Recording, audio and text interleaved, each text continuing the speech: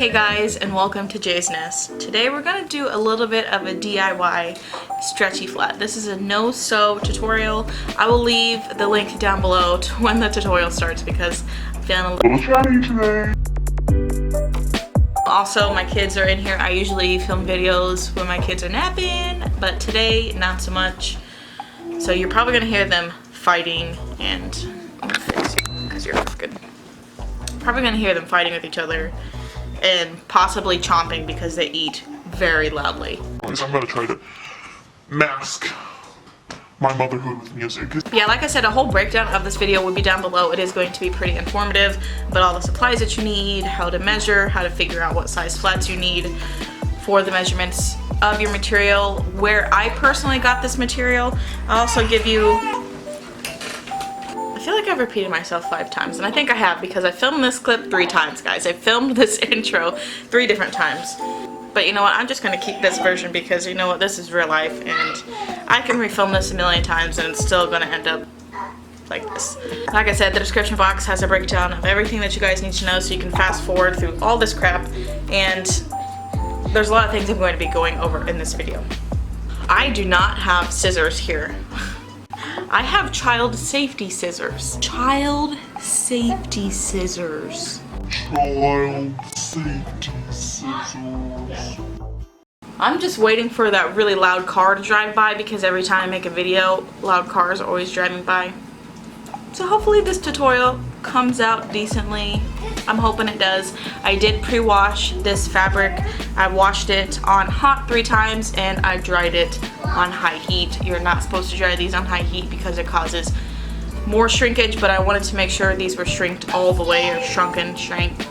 I can't talk because there's nothing worse than cutting like a 28 by 28 square and then you wash and dry it and it comes out to be 25.5 by 22. That was the sound of enjoyment of cereal from a 2-year-old toddler. Alright, this is enough blabbing. Let's get to the video. There's that loud car. I told you they would squeeze it in. They squeezed it in.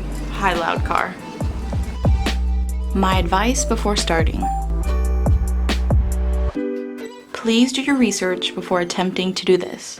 There's a Facebook group called Flat Cloth Diaper Love. It's where I got the majority of my information for this video. From there you can learn about different fabric types and what people liked best. We all have our own personal preferences, so what I use in this video isn't the perfect flat, nor is it the perfect way to go about making DIY stretchy flats. There are a lot easier ways than what I'm doing with child safety scissors. I did a lot of research before diving into this, and I just want to say don't jump in blindly.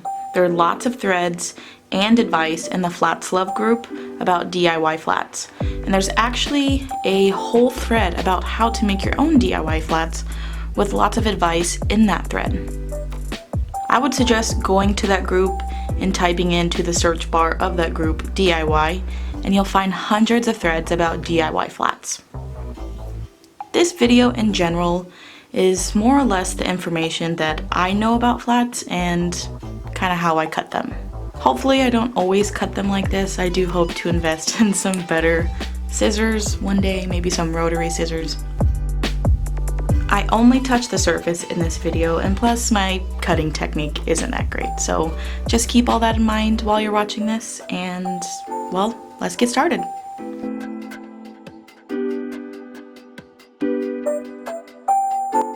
The supplies that you need to do this are very simple. You need scissors, a tape measure, and some type of marker. I'm using a children's washable marker. I'm using child safety scissors. I've said that a few times already in this video. So I'd suggest using actual scissors, but if you don't have actual scissors and you're like me, just have child scissors. They work just as well too. Oh, and you'll need your fabric. You can't do this without your fabric. The fabric that I'm using is a bamboo stretch French terry in the color Heather Charcoal. French terry is awesome for stretchy flats, and the bamboo blends are extremely soft. This is definitely a type of luxurious flat. There are tons of different types of fabric you can use for your stretchy flats, but these are the ones that I decided to use because they were on sale, and these make great stretchy flats.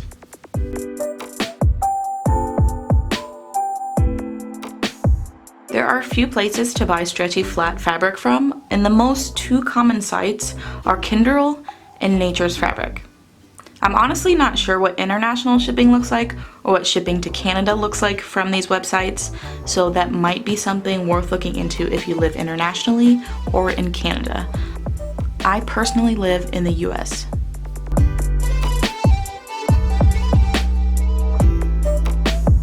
I'm not an expert on fabrics. I am just really diving into this world of stretchy flat fabrics, and there's a lot to know, and there's a lot that you can learn in that Facebook group that I talked about earlier. So from what I've gathered about good material for stretchy flats, this is what I found. First, you need something that has a little bit of spandex in the fabric if you want a type of stretchy flat. A common percentage of spandex is 5%.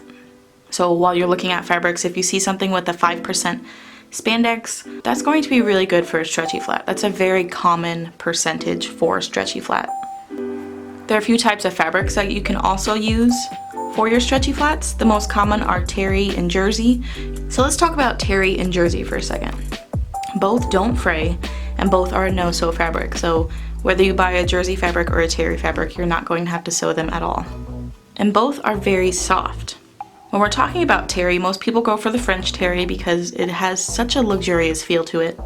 It has small loops on one side, and the other side is really soft. There is another type of terry, which a lot of people think of as like a bath towel maybe, where it has loops on both sides. It's called a double loop terry. It's very thick and it's not so great for stretchy flats.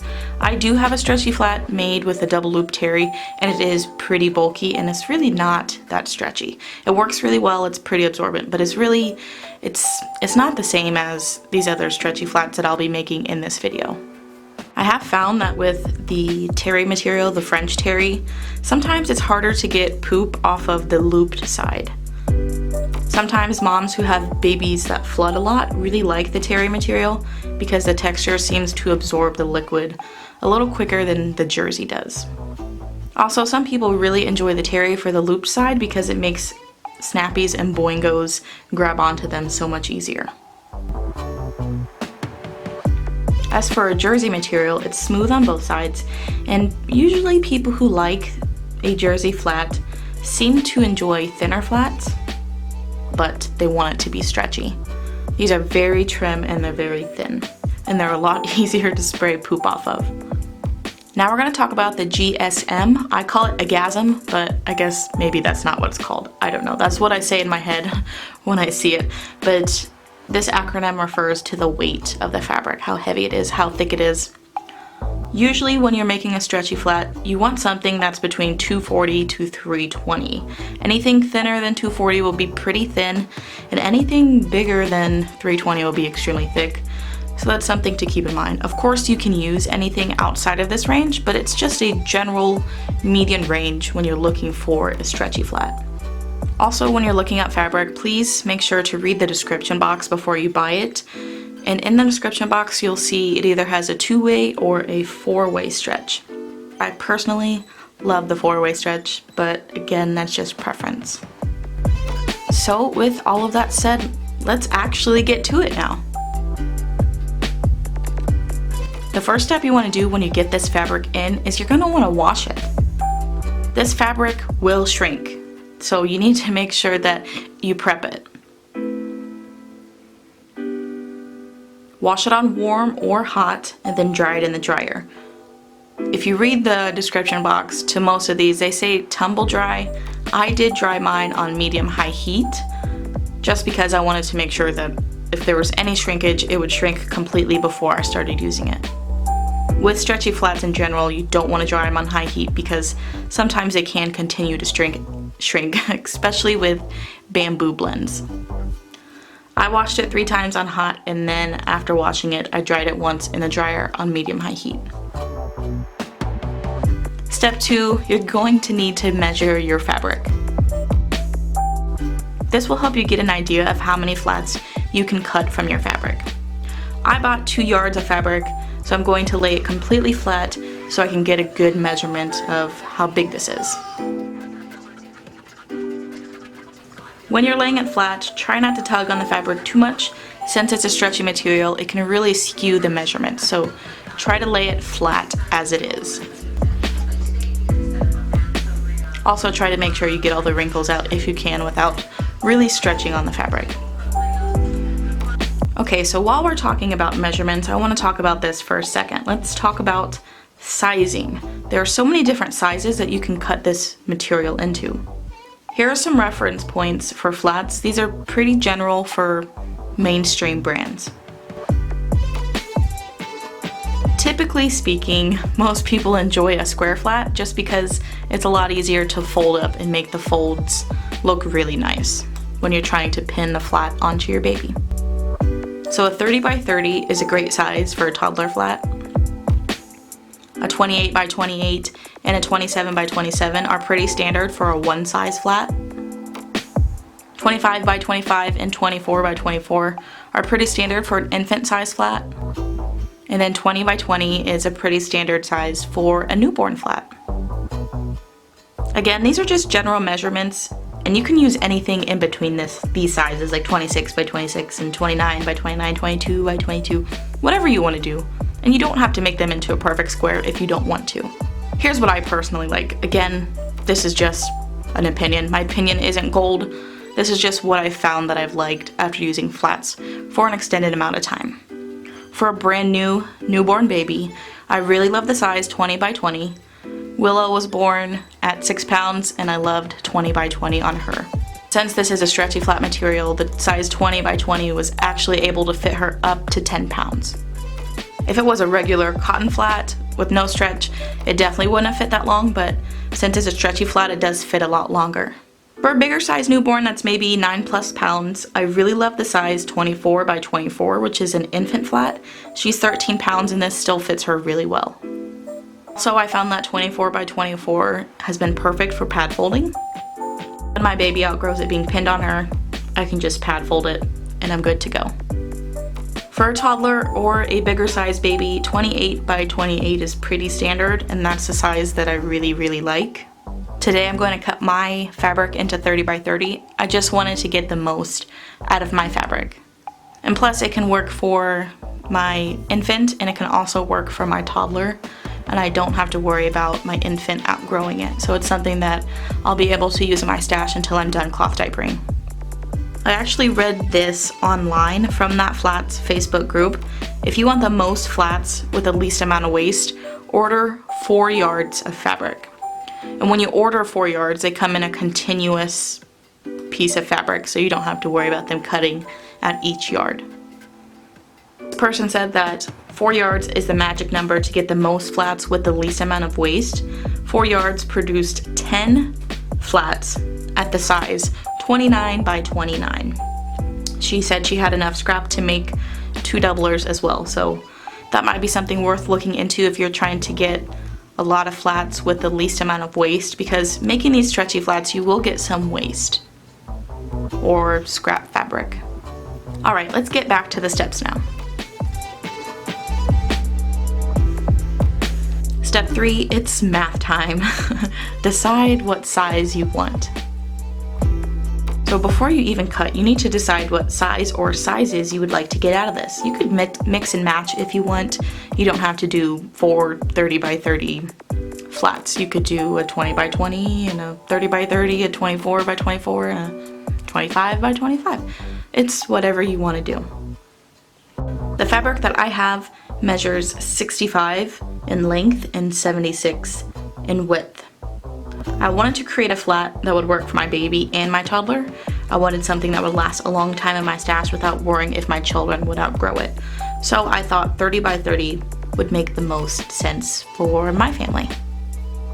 And with 30 by 30, I'm able to get 4 30 by 30 flats with a little bit of scrap fabric left over. And with the scrap fabric, I'm going to make some small wipes and also just cut the other long piece into a doubler. And just fold it up and it'll be a little flat doubler. It's cutting time, so after deciding what size you want, it's time to cut. Grab the tape measure and your marker, measure and mark off what you're going to cut, and then cut them. I personally like folding the edge I was cutting to try to get a straighter cut. I'm really not the best at cutting. I can barely cut a straight line. I need one of those pizza slicer cutters. I think they're called rotary cutters, right? If not, tell me down below. I forget what those are called. I think they're a rotary cutter. I think that would be perfect for this type of DIY. Also, what's a better method of cutting this fabric? I don't know what the heck I'm doing. I'm not an expert. I'm literally just a mom at the camera. I saw yesterday, after I had already made this video, that someone was using a cardboard, like the edge of a cardboard box, to help cut the fabric to keep it on a straight line. Genius. If you guys have any tips on how to cut a straight line, tell me down below. I'd love to know, because your girl can't cut a straight line. I need to invest in a better system. If I were to buy these 30 by 30 stretchy flats from a work-at-home mom, they would cost about $14 each. So if I bought 4 of them at $14 each, that would be $56. And that doesn't include shipping cost. I bought this fabric, cost $6.97. I got 2 yards, so I paid about 14 bucks. Shipping was $10, so it came out to be $24. But even then, $24 for 4 flats, that's still a really good deal. Before shipping, if we weren't even to include shipping, let's just say hypothetically, I'd be paying about $3.50 per flat plus shipping. So for me, this is just a really fun DIY project that saves a little bit of money.